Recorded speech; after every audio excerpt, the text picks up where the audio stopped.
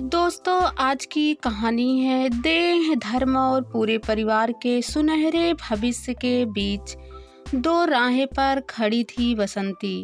क्या उसका धड़कता दिल पराये बीज को अपनी धरती में सिंचित करके फसल बेगानों को सौंप देने का निर्णय ले पाया?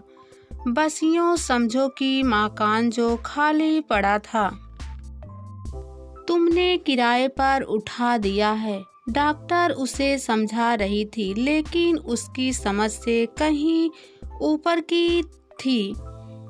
डॉक्टर की बातें शोभा हैरानी से डॉक्टर का चेहरा देखने लगी थी। और तुम्हें मिल जाएगा 3 या 4 लाख रुपया। क्यों, ठीक है ना इतनी रकम? वह टकटकी लगाए कुछ कहना चाहती थी, पर कह ना सकी, केवल होंठ फड़फड़ा कर रह गए। हाँ बोलो, कम लगता है? चलो पूरे 5 लाख रुपए दिलवा दूंगा। बस आओ, अब जरा तुम्हारा चेकअप कर लूं। खिलखिला चेहरा था डॉक्टर रेणु को।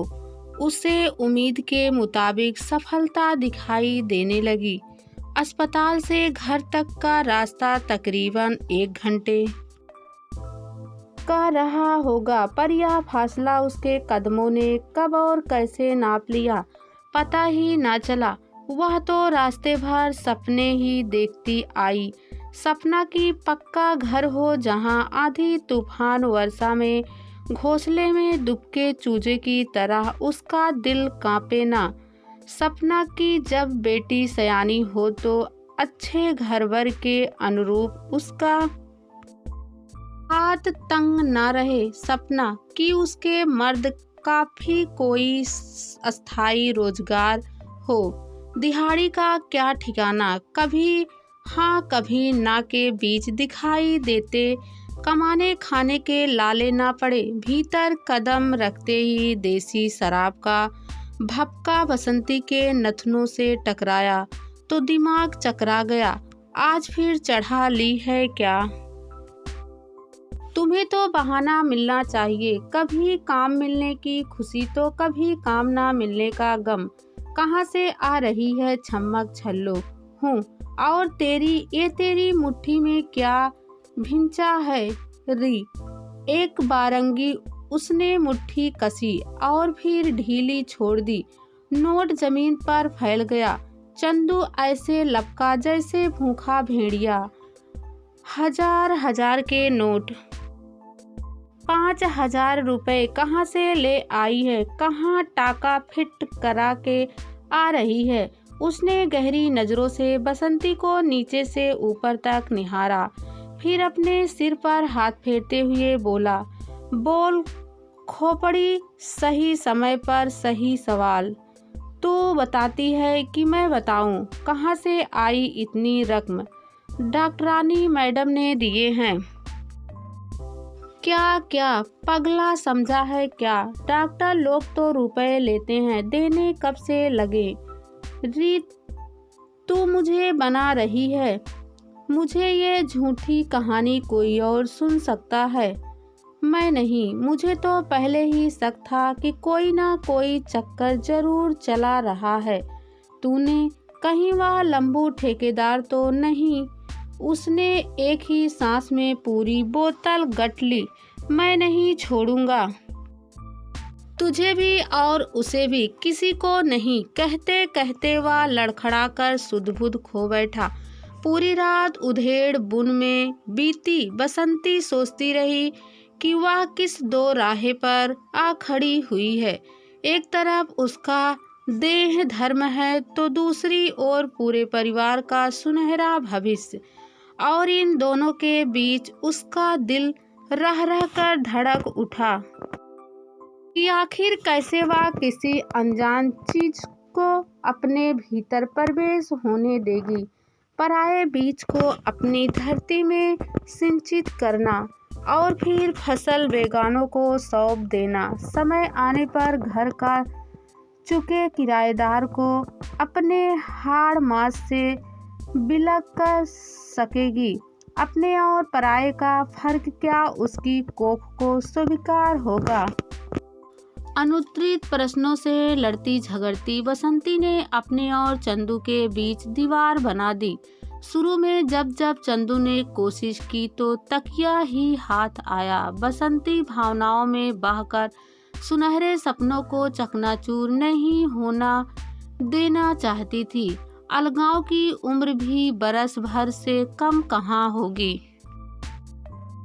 अपने मर्द के साथ बसंती ने डॉक्टर रेणु के क्लिनिक में प्रवेश किया तो डॉक्टर रेणु का चेहरा खिल उठा। डॉक्टर ने परिचय कराया। This is Basanti your babies surrogate. और फिर बसंती से मुखातिब हो कहने लगी, यही वह ब्राउन दंपति हैं जिन्हें तुम दोगी हंसता खेलता बच्चा। तुम्हारी कोख से पैदा होने वाले बच्चे के कानूनी तौर पर माता पिता यही होंगे। डॉक्टर बसंती के आगे सारी बातें खोल देना चाहती थी। बच्चे से तुम्हारा रिश्ता जन्म देने तक रहेगा। बच्चा पैदा होने से अगले 3 महीने तक यानी अब से पूरे 1 साल तक का बाकायदा एग्रीमेंट होगा जिसमें ये सभी शर्तें दर्ज होंगी। तुम्हारी हर जरूरत का ख्याल ये रखेंगे और इनकी जरूरत की हिफाजत तुम्हें करनी होगी। अपने से ज्यादा बच्चे की हिफाजत, समझ गई ना? कोई लापरवाही नहीं।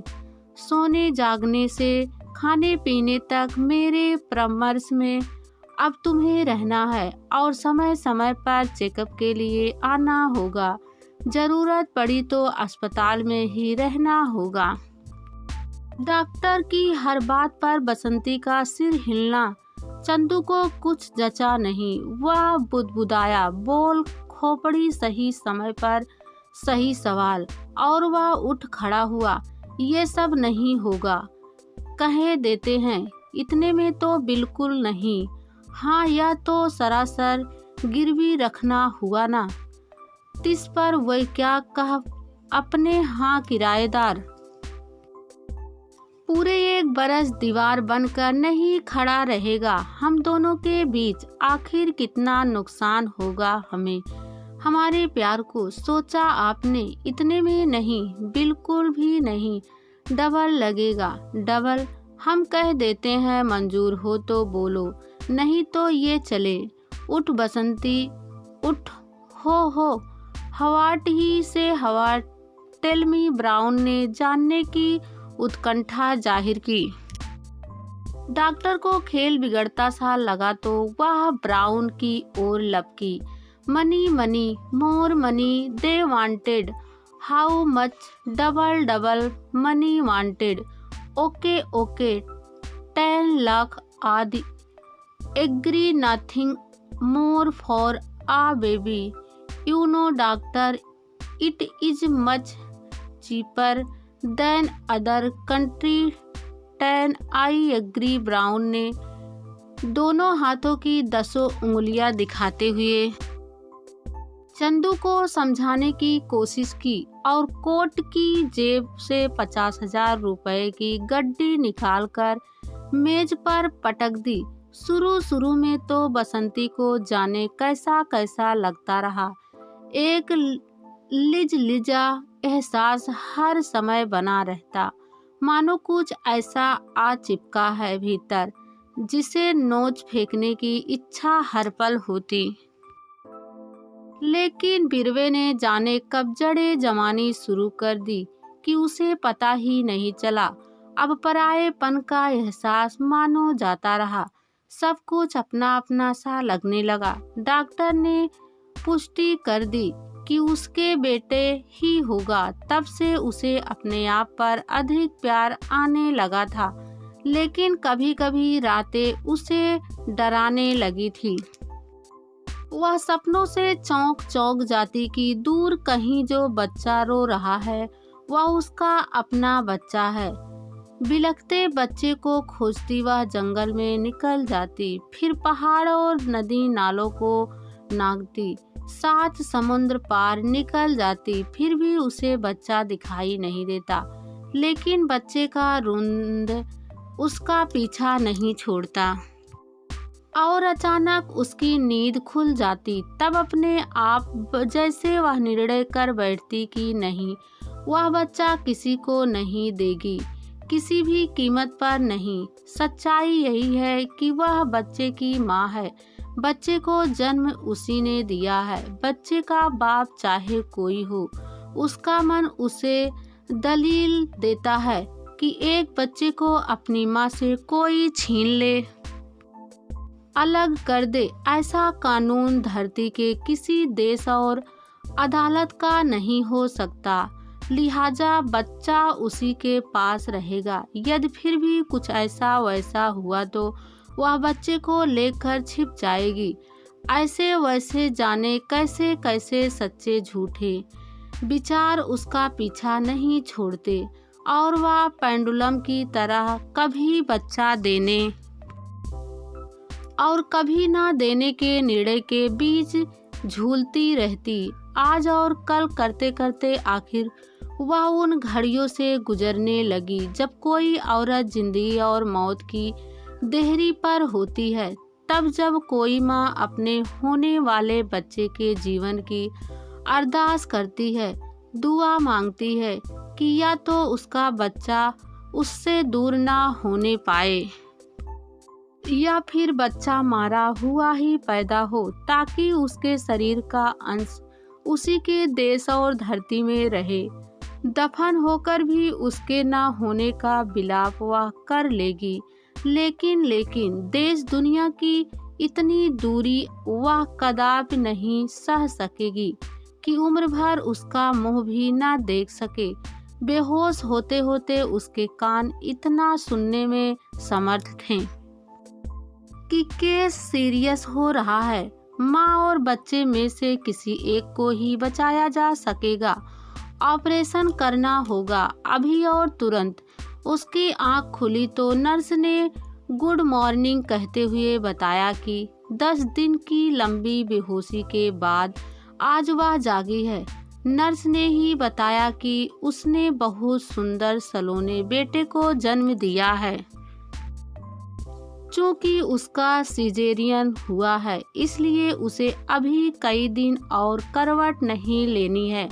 बच्चा कैसा दिखता है उसने पूछा तो नर्स उसे इंजेक्शन देती हुई कहने लगी, नीली आंखों और गोल चेहरे वाला वह बच्चा सबके लिए अजूबा बना रहा।